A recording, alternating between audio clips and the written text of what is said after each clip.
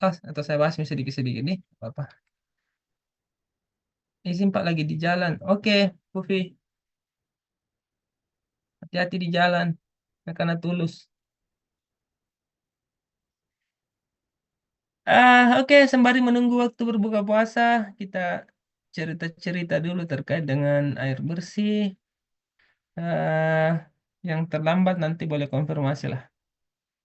Belum kukunci absennya. Saya share dulu materi pekan lalu. Seharusnya sudah tershare. Ah, ini yang di mana cerita? Nah, oke. Jadi di pertemuan minggu lalu harusnya kita bahas ini sistem penyediaan air bersih. Cuma nggak apa-apa lah. Saya share. Jadi di pertemuan keempat harusnya kalian bisa memahami prosedur dan standar dalam merencanakan sistem penyediaan air bersih. Jadi ini kata kuncinya di sistem. Seharusnya kalian sudah baca ini semuanya. Jadi sistem penyediaan air bersih itu segala sesuatu atau serangkaian proses dan infrastruktur mulai dari mengumpulkan sampai mendistribusikan. Jadi mulai dari awal sampai akhir, dari sumber sampai di masyarakat itu namanya sistem penyediaan air bersih. Ada beberapa komponen sumber air baku yang pernah kita bahas dulu. Ada beberapa danau, air tanah, air hujan juga. Kemudian instalasi pengambilannya kemarin kita sudah bahas. Kalau sumur dengan sistem bor, kalau air permukaan bisa dengan sistem bendungan dan sebagainya. Kemudian pengolahan air, ini ada berbagai macam metode penyimpanan, distribusi. Terakhir ini pemeliharaan. Tuh, siapa ini yang ribut? Oh, Mawar. Bocor kok Mawar? Kumut kok dulu. Nah, ini kalau berbicara klasifikasi sebenarnya ada dua. Jadi sistem individual sama sistem komunal. Jadi sistem individual itu dalam satu rumah atau satu gedung, kalau kita ambil dari sumur, kemudian kita manfaatkan sendiri itu sistem individual. Kalau komunal yang seperti sistemnya PDAM, jadi dia menyiapkan air dari sumber yang cukup besar, kemudian dikelola pada sistem terpusat, kemudian didistribusikan ke berbagai pengguna atau pelanggan. Jadi ini bedanya ada dua. Saya rasa ini sudah. Nah,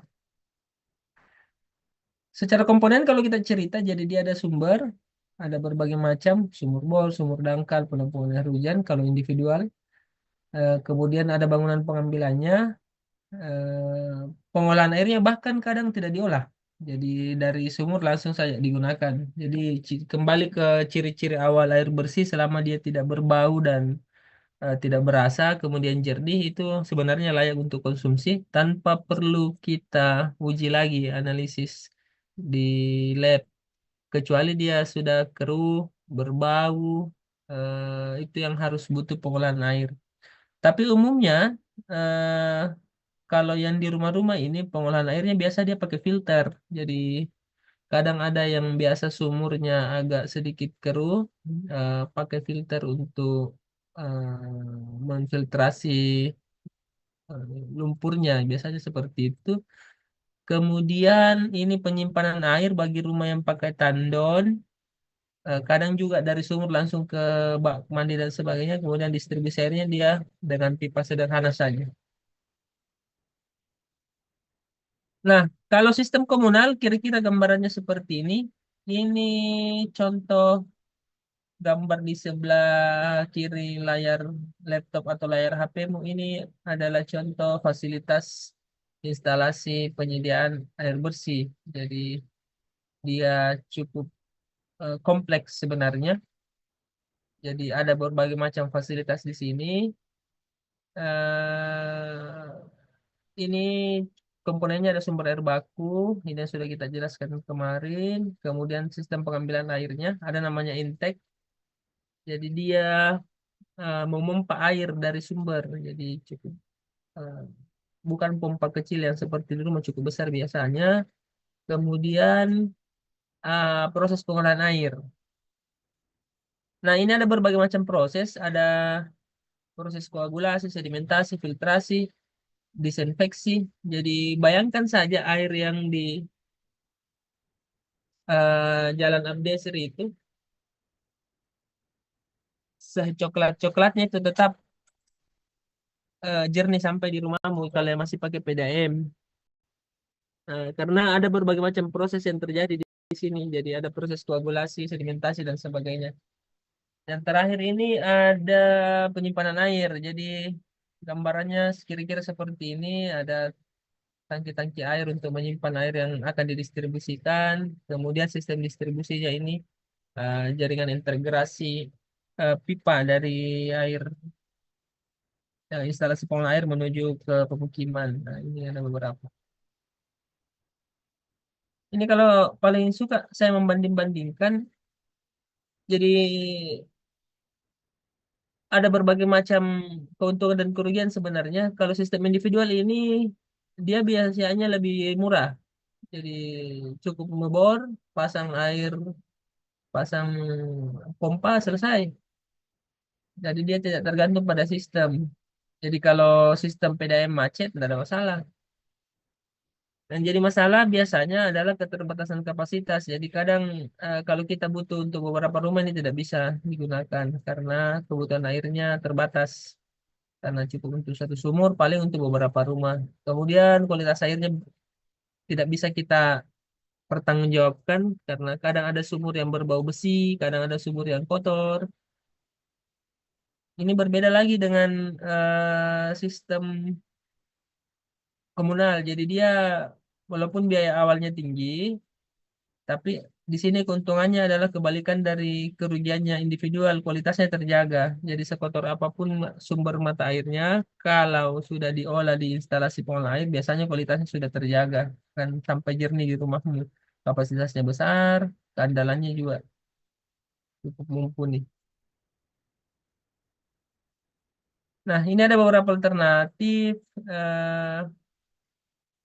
untuk memilih sistem penyediaan air bersih atau air minum. Jadi tergantung sumber air bakunya apa. Jadi misalnya mata air atau air tanah atau air permukaan atau air hujan. Ini ada pengolahan airnya, ada berbagai macam. Ada pengolahan lengkap, koagulasi, flow koagulasi, sedimentasi, filtrasi dan klorinisasi. Ada juga pengolahan tidak lengkap. Jadi dia cuma bak pengendap dan filtrasi. Jadi cuma memfilter air saja. Kemudian kalau sistem pendistribusian dia sistem gravitasi atau pemompaan. Kemudian sistem pelayanannya ini dapat berupa sambungan hidran atau keran umum atau langsung ke rumah-rumah. Jadi ada berbagai macam alternatifnya. Kemudian ini saya kasih contoh. Ini kalau kita bahas satu-satu, kalau dengan mata air, sistem penyediaannya itu hanya dengan bangunan penangkap mata air. Untuk mengalirkan airnya biasanya dengan gravitasi, kemudian bangunan reservoir baru ke konsumen. Kalau air tanah, ini alternatifnya ada beberapa. Kalau kita pakai sumur bor atau sumur gali, ini bisa dipompa ke reservoir atau penyimpanan, tandon, bisa juga langsung ke konsumen. Jadi ada beberapa cara. Kalau sumber air permukaan, ini sungai atau danau, dia pakai bangunan sadap atau intake. Jadi di bendungan itu selalu ada namanya intake untuk pengambilan air. Dari sini masuk ke unit pengolahan, kemudian dengan sistem gravitasi ke reservoir baru ke konsumen. Jadi selalu seperti itu. Nah, kalau air hujan dia cuma ke bak penampung dengan saringan baru ke konsumen. Jadi perbedaan antara keempat sumber air ini hanya di unit pengolahan. Kalau dari air permukaan harus selalu menggunakan instalasi pengolahan air karena air permukaan itu atau air sungai dan air danau itu rentan untuk tercemar atau kotor, makanya harus selalu diolah terlebih dahulu. Nah, ini beberapa alternatif sarana penyediaan, boleh kalian baca-baca nantilah. Jadi ada beberapa, yang misalnya air tanah, beberapa kondisi air tanah dangkal, air tanah bebas, air tanah dalam, aquifer dan sebagainya. Kemudian untuk mata air, ini air hujan. Air permukaan ini ada berbagai macam. Yang paling sering kita gunakan mungkin saat ini di Kota Makassar adalah PDAM dan sumur bor. Kalau air tanah kira ini. Kemudian saya punya diagram seperti ini.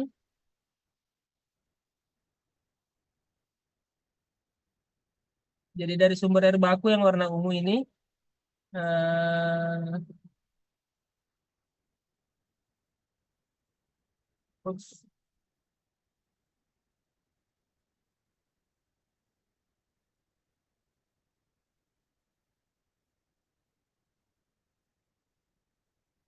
Nah, misalnya ini mata air, pemanfaatannya dengan gravitasi, distribusi bisa dengan terminal. Kalau air tanah, ini ada berbagai macam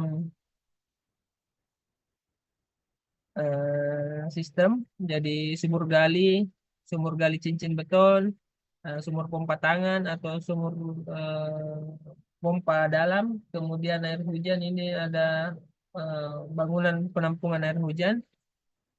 Kalau untuk air permukaan ini ada berbagai macam sistem. Jadi SIPAS tipe 1 sampai tipe 4, kemudian SARUP 1, 2, dan 3. Ini ada berbagai macam sumber. Kira-kira begini cara baca diagramnya. Kemudian ini salah satu contoh prosedur untuk memilih sistem penyediaan air bersih. Jadi yang pertama harus kita lakukan kalau ingin memilih air bersih adalah harus mengetahui dulu perhitungan kebutuhan air minum, berapa orang yang menggunakan. Dari sini mata air yang pertama, sumber air yang pertama kita pilih adalah mata air. Jika dia ada, eh, baru ke bawah kita cek ke kuantitasnya memadai atau tidak, kualitasnya oke atau tidak, baru bisa digunakan. Kalau misalnya mata air tidak ada, baru kita menuju ke sini ke sumur dangkal. Jika dia ada, apakah kualitasnya memadai? Kalau memadai, langsung ke warna hijau sistem pompa, baru didistribusikan. Ini biasanya kita survei lagi. Jika dia tidak ada sumur dangkal, kita survei untuk mengetahui sumur dalam. Jika sumur dalam ada, baru lagi kita mencari sumber air lain ke air permukaan. Jadi kira-kira seperti ini diagram alir untuk memilih sumber air dan sistem penyediaan air minum yang harus digunakan. Jadi seperti itu kira-kira. Setelah mata air tidak ada, setelah sumur dangkal tidak ada, eh, setelah air permukaan tidak ada, opsi terakhir selalu menjadi penampungan air hujan. Ini baru opsi yang paling terakhir. Jadi biasanya eh, untuk aktivitas atau daerah satu desa atau beberapa rumah, eh, begini cara untuk mengetahui prosedur pemilihan penyediaan sistem air bersih yang digunakan. Nah, ada yang mau didiskusikan di materi pekan keempat? Siapa tahu ada bilang kenapa tidak tugasnya, Pak?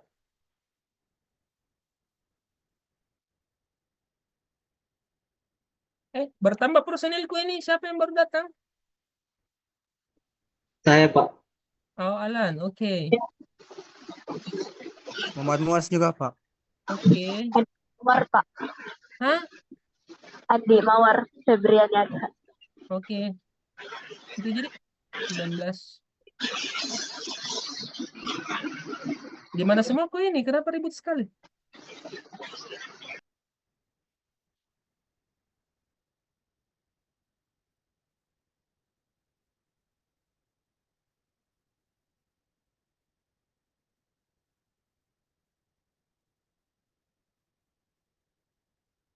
Oke, kembali ke tadi ada yang mau didiskusikan terkait sistem penyediaan air bersih materi pekan lalu. Eh, Kalau tidak ada, saya masuk ke harusnya pekan ini.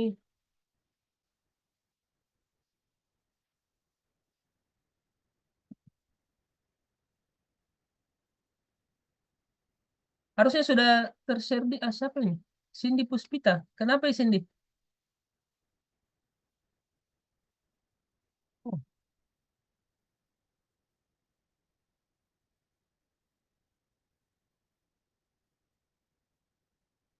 Ah, share lagi.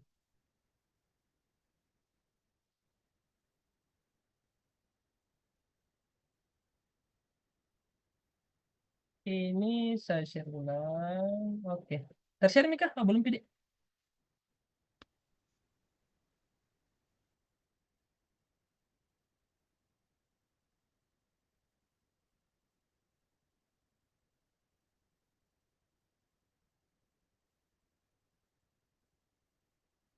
Yang ini di penampungan air hujan. Nah, biasanya dia tidak ada lagi pengecekan kualitas karena apa di dari segi kuantitas sebenarnya dia sudah tidak cukup lagi. Makanya tidak memungkinkan lagi untuk kita uji kualitas. Anggaplah dalam kondisi kekeringan satu, dua, tiga, empat, ada empat sumber mata air yang kita incar dari awal dan dia tidak ada. Kemudian orang sudah menggunakan lagi air. Ini memang opsi terakhir. Jadi biasanya kalau air hujan langsung digunakan, apalagi air hujan yang jatuh dari atas itu dan tidak apa lagi namanya, tidak ada bersentuhan dengan benda lain, misalnya kotoran dan sebagainya, jadi otomatis kualitasnya pasti cukup terjamin lah untuk air hujan. Makanya biasanya di kondisi-kondisi tertentu dia tidak diuji lagi kualitasnya karena tidak ada orang yang uji kualitas air hujan. Beda kalau tanah atau air permukaan karena dia sudah eh, punya apa istilahnya di gangguan dari kontaminan lain. Jadi kalau air tanah misalnya ada potensi cemaran dari tanah, kalau air permukaan ada potensi cemaran dari pinggir sungai atau pinggir danau dan sebagainya. Kalau air hujan kan dari atas dan langsung ditampung, potensi untuk cemarannya itu sangat rendah. Jadi kadang untuk kondisi-kondisi seperti itu kualitas air hujan tidak diuji lagi. Beda dengan yang lain. Kira-kira seperti itu. Siapa tadi itu Cindy ya? Cuma di beberapa kasus ada juga orang yang uji. Cuma eh, sepengalaman saya di dunia ini di dalam bidang pengadaan air seperti ini, air hujan itu jarang kita uji karena asumsinya itu tadi dari atas langsung ke penampungan biasanya sudah jarang terkena kontaminan. Kira-kira seperti itu. Yang lain,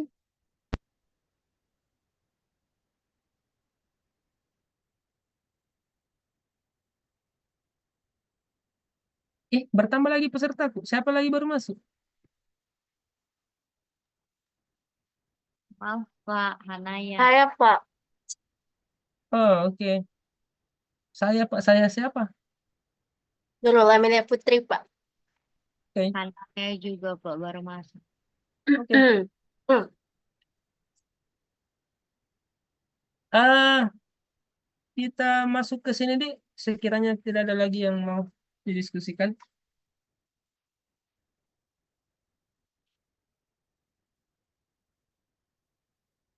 Nah, di pekan ini harusnya kita memahami dan membahas ini kebutuhan air bersih, bagaimana kita menghitung atau merencanakan kebutuhan air bersih.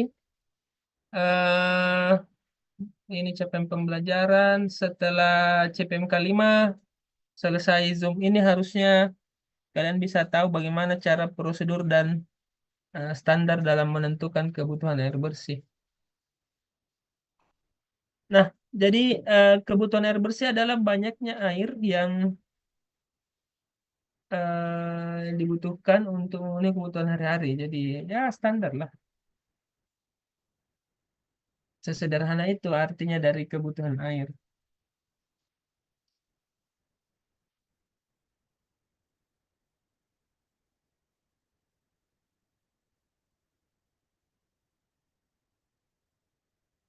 Nah, kemudian untuk macam-macam kebutuhan air, jadi kalau kita merujuk ke SNI terkait dengan air bersih, jadi kebutuhan air itu sebenarnya dibedakan menjadi beberapa bagian, cuma umumnya ada dua. Jadi kebutuhan untuk rumah tangga atau kebutuhan domestik. Jadi dia yang digunakan untuk pemenuhan kegiatan sehari-hari atau rumah tangga seperti minum, memasak, dan sebagainya. Kemudian ada kebutuhan non rumah tangga atau non domestik. Jadi dia untuk kebutuhan institusional, kampus misalnya, atau kebutuhan industri, atau fasilitas umum, jadi tempat ibadah, rekreasi, dan terminal. Jadi ini ada dua. Jadi pada dasarnya biasanya fungsinya beda. Jadi kalau untuk rumah tangga ya untuk keperluan rumah tangga sehari-hari minimal mencuci, memasak, mandi, dan sebagainya. Kalau institusional biasanya untuk lab, untuk apa, industri, untuk produksi barang. Kalau fasilitas umum misalnya kalau tempat ibadah atau rekreasi ya untuk cuci-cuci atau wudhu misalnya dan sebagainya. Jadi kebutuhannya beda. Nah, bagaimana dan apa itu penentuan kebutuhan air bersih? Jadi dia adalah langkah awal dalam merencanakan kebutuhan air bersih. Sebenarnya ada beberapa faktor yang mempengaruhi jumlah penduduk. Semakin besar orang atau semakin besar jumlah manusia, maka semakin tinggi kebutuhan air. Ini korek. Jadi tidak ada yang bisa bantai ini. Semakin banyak orang ya semakin tinggi kebutuhan air. Kemudian standar hidup berpengaruh biasanya eh, tingkat kebutuhan air orang pendapatan eh, rendah dengan pendapatan menengah ke atas itu biasanya beda. Karena kalau orang kaya mungkin mau mandi pakai bathtub. Kalau orang pendapatan menengah ke bawah kayaknya ndak pakai bathtub cuci mandi. Jadi beda kualitas airnya. Atau kalau orang kaya 10 mobil dia cuci di rumahnya, kalau orang standar hidup rendah jadi tidak ada mobil apa mau dicuci misalnya. Ini juga berpengaruh iklim dan cuaca. Kemudian urbanisasi biasanya daerah perkotaan cenderung memiliki kebutuhan air lebih tinggi karena jumlah orangnya lebih banyak dibandingkan dengan daerah pedesaan. Yang terakhir ini ketersediaan air juga mempengaruhi pola penggunaan air. Jadi eh, ini juga ada pengaruhnya terkait dengan kebutuhan air bersih. Nah, bagaimana kita menentukan? Sebenarnya ada beberapa macam metode. Yang pertama itu berdasarkan kapita. Jadi kebutuhan air itu bisa dikalikan dengan konsumsi rata-rata per kapita atau per kepala. Per kapita ini maksudnya per kepala. Jadi sisa dikali jumlah penduduk dikali kebutuhan air per kapita. Kemudian ada perhitungan berdasarkan sektor.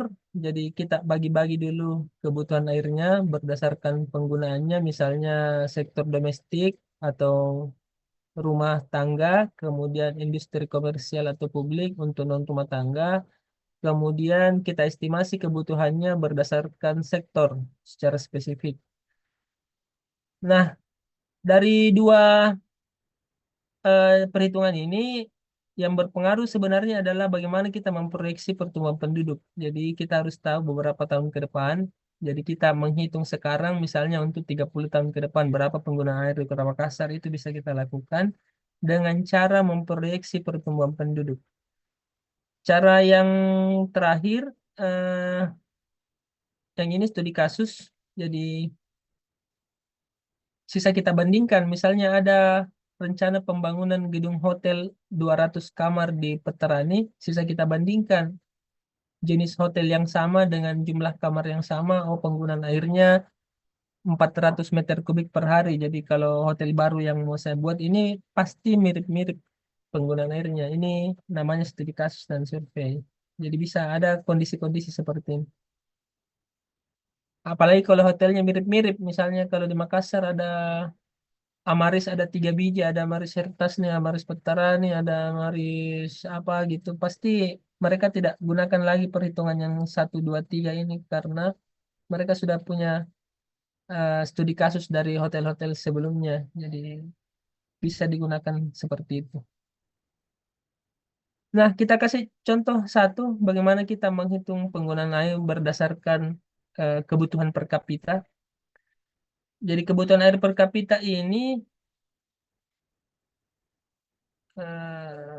kebutuhan air per kapita ini sudah ada standarnya. Nah, ini dia. Jadi eh, ini sumbernya di buku hidrologi terapan. Jadi saya lupa siapa yang bikin, Pak Bambang kah siapa yang bikin buku ini. Jadi di buku ini dia sudah hitung,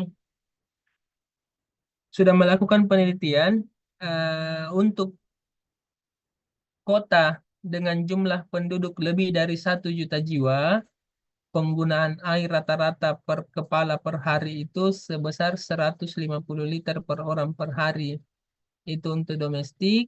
Kalau non-domestiknya, jadi ada industri dan sebagainya, dia menggunakan hasil penelitiannya, dia bilang 60 liter per kepala per hari. Ini ada losis. Losis ini kalau ada kebocoran dan sebagainya, air yang terbuang, jadi misalnya kita tidak sengaja buka keran terus-menerus, itu namanya kehilangan. Dari hitungan di buku hidrologi terapan ini, dia bilang losis atau kehilangan itu sebesar 50 liter per kapita per hari. Jadi ini cukup mudah. Sisa dikalikan jumlah penduduk dengan ini diperoleh hasilnya berapa jumlahnya. Nah, ini contohnya. Jadi misalnya ada sebuah kota eh, penduduknya taruhlah 15.000 orang. Ini berdasarkan tabel yang tadi, ini kira-kira penggunaannya. Jadi ada kebutuhan domestiknya 82,5 liter per orang per hari, non domestiknya 10 liter per orang per hari, kemudian kehilangannya 24 liter per orang per hari. Nah, ya langkah-langkah perhitungannya adalah kita harus tahu jumlah penduduknya berapa. Jadi ini jumlahnya sudah ada, kemudian kebutuhan air per kapita berapa, terakhir kebutuhan air total. Jadi cukup seperti ini. Jadi dari kalau ada kota atau kecamatan dengan jumlah penduduk 15.000 orang, tanpa kita ketahui dia bekerja di sektor apa, tanpa kita ketahui dia tinggal di mana, rata-rata kebutuhan airnya adalah sebesar 1.700 sekian-sekian meter kubik per hari. Itu untuk 1 hari. Jadi ini cara paling sederhana. Ini untuk tahun berjalan. Nah, bagaimana kita menghitung kalau kita mau merencanakan untuk 30 tahun atau 10 tahun ke depan? Nah, biasanya perhitungan kebutuhan air per kapita itu tidak mempertimbangkan pertumbuhan penduduk. Jadi kalau kita mau merencanakan penyediaan air bersih di satu kota Makassar misalnya, tidak bisa kita gunakan jumlah penduduk tahun 2025 sekarang. Jadi kalau kita mau merencanakan kebutuhan air, harus kita rencanakan untuk tahun 2045 misalnya, 20 tahun ke depan, atau 2055 ke 30 tahun ke depan. Itu penting karena ada namanya pertumbuhan penduduk. Kalau kita gunakan asumsi sekarang, tahun 2025, tentu di tahun 2035 nanti jumlah air sudah tidak mencukupi lagi. Jadi selalu kalau kita ingin merencanakan sesuatu harus mengestimasi jumlah pertumbuhan penduduk pada periode tertentu. Ini boleh 10 tahun ke depan, boleh 20 tahun ke depan, boleh 30 tahun ke depan. Jadi biasanya kita gunakan tingkat pertumbuhan penduduk tahunan rata-rata. Jadi ini yang kita gunakan. Contohnya atau metode perhitungan pertumbuhan penduduk ada beberapa. Jadi ada metode aritmatik, ini yang paling mudah, yang paling sering gampang digunakan. Kemudian ada metode geometris, kemudian eksponensial, terserah yang mana. Tapi pada dasarnya mereka cukup eh, biasanya saya kalau bukan aritmatik pakai geometris. Kalau ada yang mudah kenapa harus susah begitu standarnya. Nah ini kita coba kasih contoh satu misalnya. Nah ini. Jadi saya mau memprediksi kebutuhan air di kota apakah ini A saja untuk 10 tahun mendatang. Ini kira-kira kondisi jumlah penduduknya sampai tahun 2023. Jadi data ini biasanya diambil dari data BPS, Badan Pusat Statistik. Jadi kita cuplik di sana. Ini rata-rata pertumbuhannya, jadi peningkatannya dari 2014 ke 2015 sekitar 551. Ini rata-rata pertumbuhannya. Kemudian persentase pertumbuhannya tadi berdasarkan rumus aritmatik. Nah,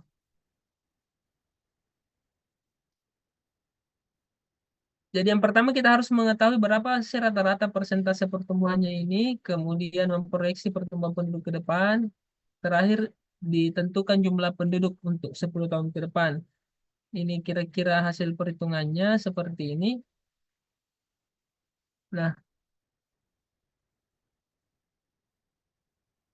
jadi rata-rata selama 10 tahun terakhir, rata-rata jumlah pertambahan penduduk per tahun itu sebesar 1,32% untuk kota A. Ini berdasarkan data jumlah pertumbuhan penduduk ada dari tahun 2014 hingga 2023.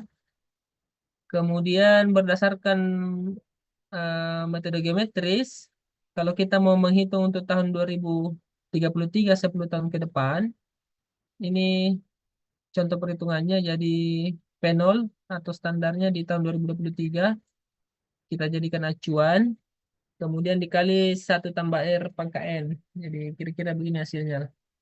Jadi estimasi di tahun 2023 nanti ada 85.610 orang di kota A. Jadi ada peningkatan di sini 2023.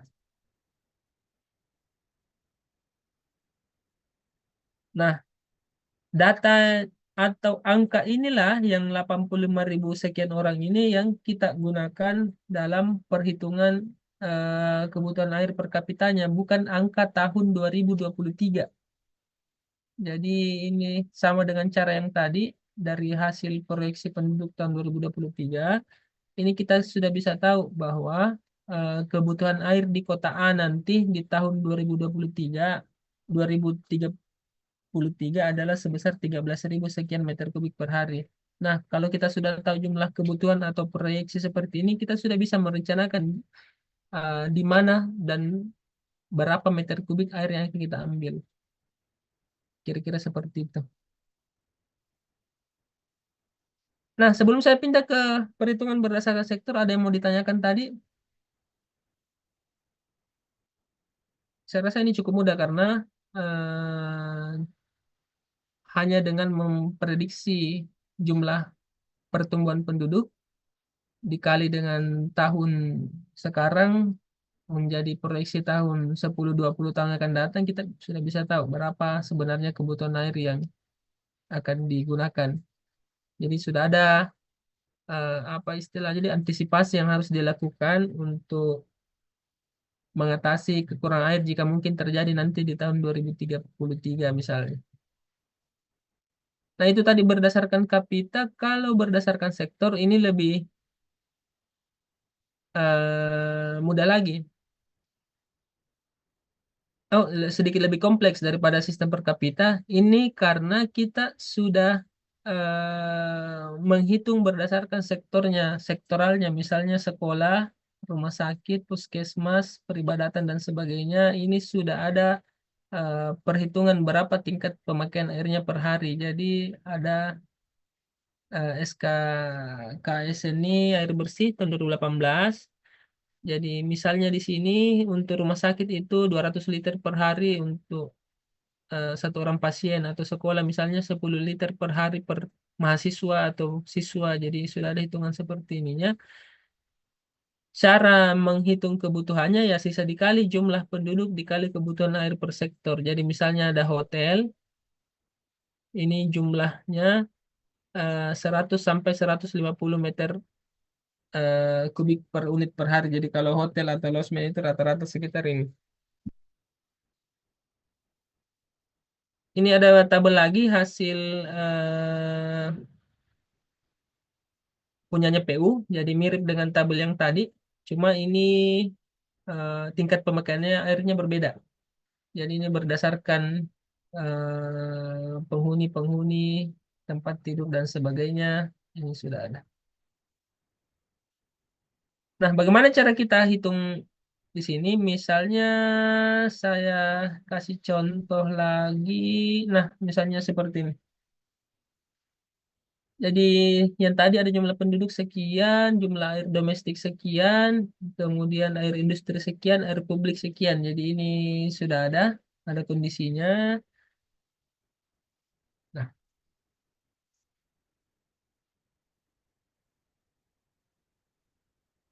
Nah, kebutuhan air domestik ini diambil dari tabel yang tadi, kemudian air industri dari tabel yang tadi, air komersial dari air yang tadi, air publik dari air yang tadi. Jadi ini asumsi bahwa ada beberapa industri bisa dikalikan. Oh, saya punya contoh satu nih. Ini apa? Weh, ternyata contohnya tugas.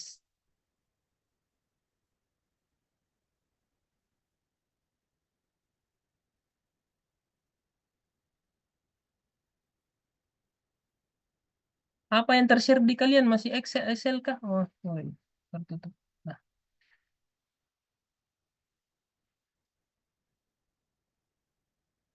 nah, ini yang pernah atau pernah saya lakukan di Thalassa City kemarin dengan cara perhitungan berdasarkan sektor. Jadi misalnya ini ada residensial pemukiman, berapa jumlah unit bangunannya, berapa jumlah orang yang akan beraktivitas di sini, ini bisa dihitung penggunaan airnya.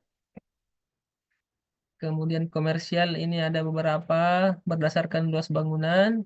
Kembali kita hitung kebutuhan airnya berdasarkan meter kubik per hari atau liter per detik. Ini bisa diasumsikan juga.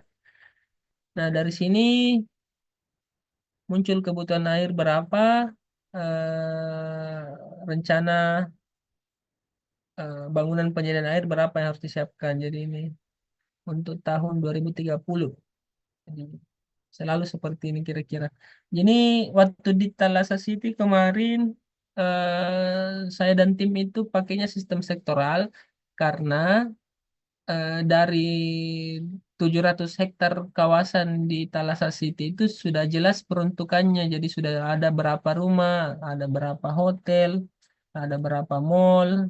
Ini sudah terkapling-kapling, jadi gampang untuk menghitung kebutuhan airnya. Beda kasus kalau seandainya kemarin Ciputra di sana tidak memberikan data seperti ini, data set plan, berapa jumlah rumah, berapa jumlah mall, berapa jumlah apa, kita tidak bisa tahu. Umumnya saya akan gunakan sistem per kapita untuk menghitung kondisi yang tidak lengkap seperti itu. Kalau yang lengkap seperti ini biasanya lebih detail.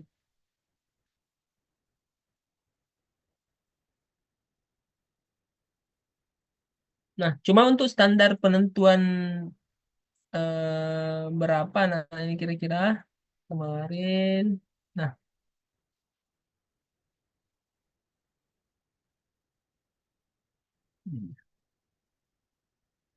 ini ada standar-standarnya.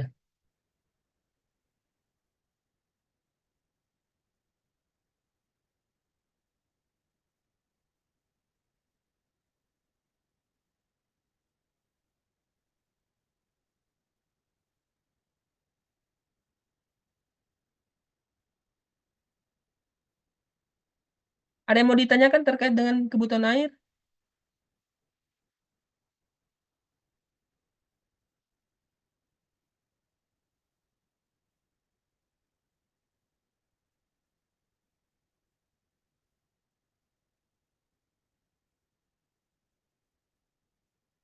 Kalau tidak ada pertanyaan, berarti asumsinya semua paham. Atau semuanya tidak tahu. Atau pergi semua mau ke cari tajil. Enggak, Pak. Nah, Lihat, Pak. supaya saya tahu kalau kalian paham, ini saya kasih ke oleh-oleh pada ini.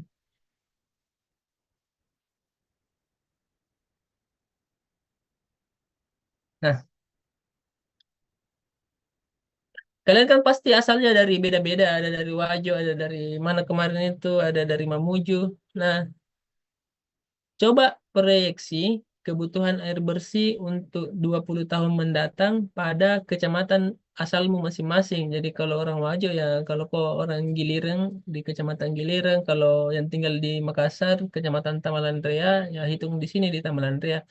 Datanya itu diambil dari websitenya BPS. Nanti saya kasih lihat bagaimana caranya. Itu nomor satu.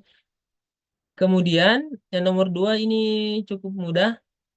Hitung kebutuhan air bersih di tempat tinggalmu. Jadi kalau kau tinggal di rumah, bisa hitung berapa kebutuhan airmu per hari berdasarkan tabel sektoral yang tadi. Kalau 4 orang tinggal di rumah tak, ya 4 kali 100 liter per hari lah. Yang banyak mungkin hitungannya nanti yang tinggal di kos-kosan. Kalau 50 orang yang tinggal di kos, berarti ya kali dengan jumlah air sektoralnya masing-masing. Kira-kira seperti itu. Tugasnya seperti biasa. Nah, ada yang sudah tahu cara buka data di BPS? Belum, Pak. Tidak, Pak. Oh, oke. Ini saya kasih contoh dulu. Kemudian di sini.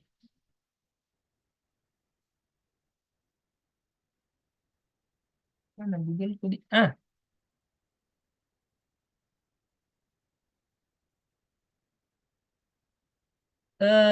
Oh, masih ada yang belum absen sini. Sebelum ku kunci. Cantika, Hadir, Pak. hadir mau kok. Wani, Angel, Diana, Anda ada pi. Siapa yang mau dijadikan contoh dirinya? Kamu tadi Cantika siapakah? Atau siapa tadi yang di kecamatan mana kok Irwandi? Irfandi, Pak. Saya, Iya. Kecamatan Tamalan Rea. Oh, BPS Kota Makassar. Nah, buka ini. Coach.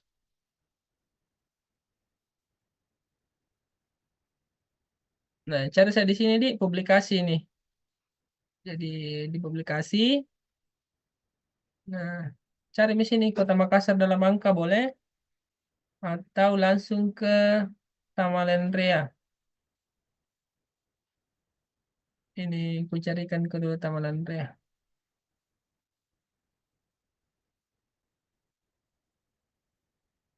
Wah, kak jadi tugasmu ini karena ku carikan kok. Nah, ini Kecamatan Tamalendrea dalam angka di ini di download. Aduh. Ini harusnya ada data jumlah penduduk di sini nih.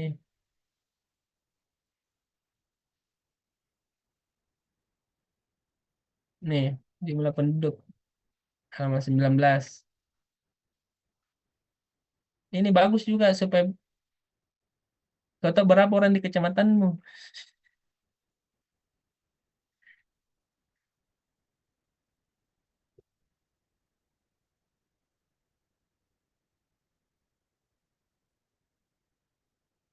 Ini dia.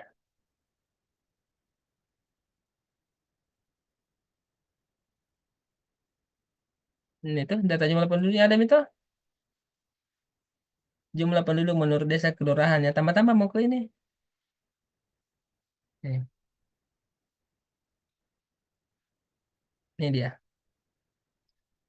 Jumlah penduduk di Kecamatan Tamalan Ria tahun 2024 itu 106.262 jiwa.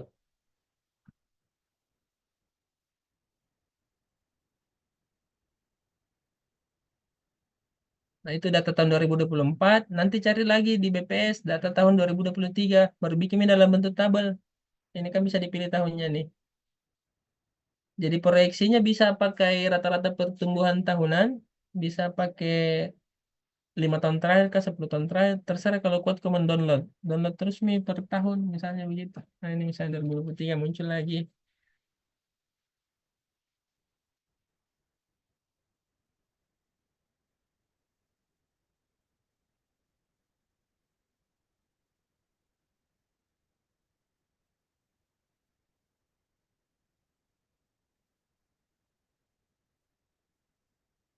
Nah ini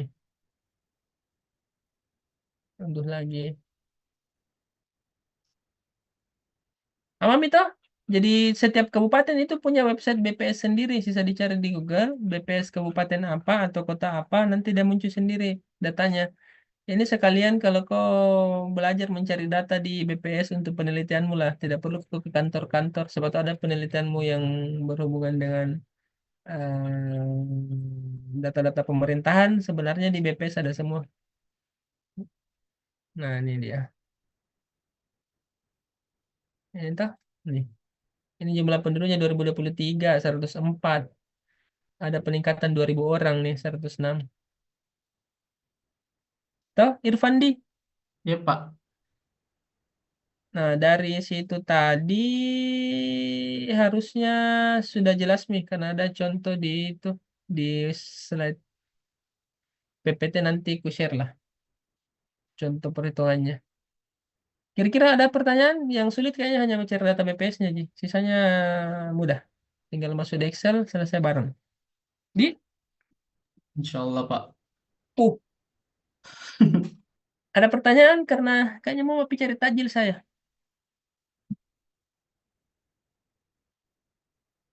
Tapi hujan iya. Wani tidak ada, Angel tidak ada, Rosdiana tidak ada. Oke, kual pemilih orang. Tapi kenapa kita 22? Terus Diana, Pak. Oh, ada Jiko. Ya, Pak. Angel. Angel ada 22 orang, Jiki. Tambah saya 23. Oh ya, dua enggak ada. Oke lah. Sip. Nanti bahannya saya share ke Ibu Ketua atau ke grup lah sekali-kali. Ada pertanyaan?